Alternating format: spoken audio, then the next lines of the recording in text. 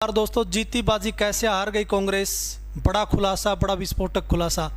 साथियों, आज की इस वीडियो में मैं आपको बताऊंगा कांग्रेस की हार के मुख्य 5 कारण क्या रहे, किन कारणों से जो है कांग्रेस यहां पे परास्त हो जाती है और बीजेपी जो है फुल मेजॉरिटी लेने में सफल हो जाती है। पूर्ण बहुमत के साथ में सरकार बनाती हुई बीजेपी आगे बढ़ रही है। ऐसे कारण क्या रहे? क्योंकि जब टिकट बंटवारा हुआ साथियों, कांग्रेस पार्टी की बहुत ज़बरदस्त लहर चली हुई थी।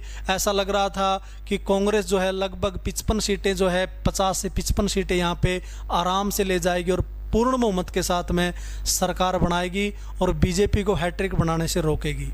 लेकिन साथियों, इसके अंदर कोई एक कारण नहीं रहा। कांग्रेस की हार के जो है बहुत सारे कारण रहे। कुछ कारणों को हम आपको यहाँ पे बताने का काम करेंगे। उससे पहले चैनल को सब्सक्राइब जरूर कर लेना साथियों। जीती बाजी क्यों हारी कांग्रेस? यहाँ पे कांग्रेस की हार का सबसे पहला कारण रहा साथियों, आप बारीकी से, आप सारे अगर पॉलिटिक्स के जानकार हो तो एक एक चीज़ को आप पकड़ जाओगे। आज़ाद उम्मीदवार थे, बहुत सारी ऐसी कॉन्स्टिट्यूंसी रही हैं जहाँ पे कांग्रेस की टिकट नहीं मिली, लेकिन वहाँ पे आज़ाद उम्मीदवार खड़े हो जाते हैं। वो एक बड़ा कारण बनते हैं कांग्रेस की हार का। मैं सबसे बड़ा एग्जाम्पल आपको जो है इसमें उचाना का देता हूँ। उचाना में साथियों वीरेंद्र सिंह जो है, वीरेंद्र सिंह के सुपुत्र ब्रिजेंद्र सिंह कांग्रेस की टिकट पर चुनाव लड़ रहे थे और साथियों टिकट मांग रहे थे वीरेंद्र गोगड़िया, दिलबाग संडील, काला पार्षद, लेकिन टिकट एक को मिलती है। ये तीनों जो है निर्दलीय खड़े हो जाते, तीनों जाट नेता हैं साथियों।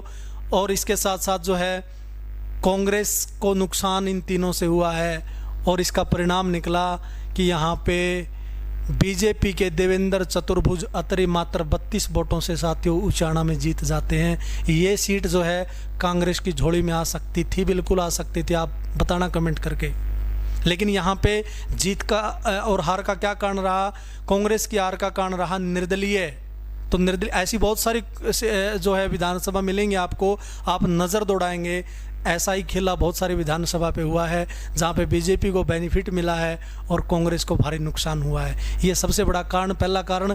उसके बाद में साथियों इनेलो और बीएसपी, बहुत सारी सीटें ऐसी रही जहाँ पे इनेलो और बीएसपी के जो उम्मीदवार थे उन्होंने सीधा नुकसान जो है साथियों कांग्रेस को किया है। क्योंकि इनेलो के वोट जो कहीं ना कहीं कांग्रेस में जा सकते थे, कांग्रेस में न जा करके वो बंट गए और यहाँ पे सीधा नुकसान जो है साथियों कांग्रेस को हुआ। और उसका फ़ायदा किसको मिला? बीजेपी को उसका फ़ायदा मिला। एक बड़ा कारण रहा साथियों। तीसरा बड़ा कारण मैं अगर आपको बताऊं, जाट वोटर्स पर ज़्यादा फोकस, लीडरशिप का न होना कांग्रेस के अंदर। क्योंकि बीजेपी इस चीज़ को भांप गई थी, उन्होंने ओबीसी और दलित वोटरों पर ज़्यादा फोकस रखा साथियों। एक हार का बहुत बड़ा कारण रहा।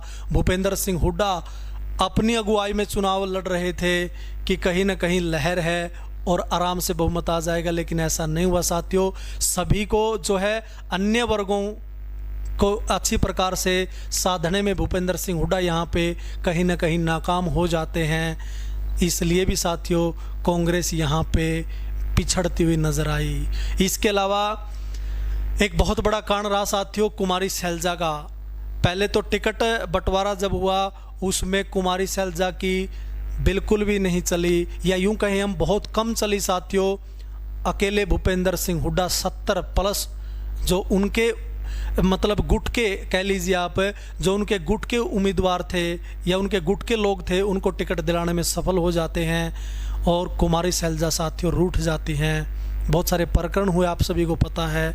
कुमारी सैलजा रूठने के बाद शुरुआती दिनों में साथियों 1 हफ्ते तक कैंपेन नहीं किया उन्होंने, चुनाव प्रचार में नज़र नहीं आई। उसके बाद में उन्होंने चुनाव जो प्रचार है पार्टी के लिए वो करना शुरू किया।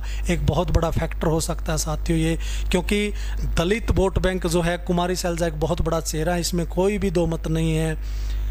अगर बढ़िया लीडरशिप के साथ में यहाँ पे कांग्रेस मैदान में उतरती, अगर ओबीसी और दलित वोटर्स जो है उनका साथ कांग्रेस को अच्छी प्रकार से मिल जाता साथियों, तो कांग्रेस की यहाँ पे बहुत ज़्यादा सीटें आ सकती थी, लेकिन ऐसा नहीं हो पाया। इसके अलावा साथियों नायब सिंह सैनी को बनाना एक बहुत बड़ा फैक्टर रहा। अगर यहाँ पे बीजेपी मनोहर लाल खट्टर की अगुवाई में चुनाव लड़ती तो साथियों ये परफॉर्मेंस कभी नहीं कर पाती, क्योंकि 2019 में आपने देखा होगा मनोहर लाल खट्टर की अगुवाई में चुनाव लड़ा था बीजेपी ने, लेकिन साथियों 40 सीटों पर ही बीजेपी जो है यहाँ पे रुक गई थी और फुल मेजोरिटी नहीं आई थी। अब की बार भांप लिया बीजेपी ने, बहुत सारे स्टेटों में ऐसा करती, चाहे गुजरात की बात ले लीजिए, चाहे छत्तीसगढ़ की बात ले लीजिए, बहुत सारे स्टेटों में ऐसा करती है बीजेपी। 6 महीने पहले यहाँ पे मनोहर लाल खट्टर को हटा करके नायब सिंह सैनी को मुख्यमंत्री बना देती है। ओबीसी जो वोट बैंक था वो बीजेपी के साथ में जुड़ जाता है साथियों, और नायब सिंह सैनी जो है धुआंधार अपने ऊपर सारी मतलब पूरी की पूरी जिम्मेदारी लेकर के ज़बरदस्त कैंपेन करते, एक ऐसा माहौल क्रिएट कर देते हैं साथियों। ओबीसी वोट बैंक या दलित वोट बैंक जो है वो सारा का बहुत सारा जो है बीजेपी के पक्ष में जोड़ने में कामयाब हो जाते हैं। हाँ, इतना कह सकते हैं हम, जो एंटी इनकम्बेंसी बनी हुई थी बीजेपी के खिलाफ वो कहीं ना कहीं कम हो जाती है। मैं नहीं कहता कि पूर्ण रूप से कम कर दी नायब सिंह सैनी ने, वो कम कर देते हैं नायब सिंह सैनी एंटी इनकम्बेंसी को। इसका फ़ायदा जो है बीजेपी को मिला है और इसका नुकसान जो है कांग्रेस को हुआ है। आपको क्या लगता है साथियों? आप सारे के सारे जागरूक हैं, एक सभ्य कमेंट करके ना बताइए कि कांग्रेस की हार के कारण और क्या रहे हैं।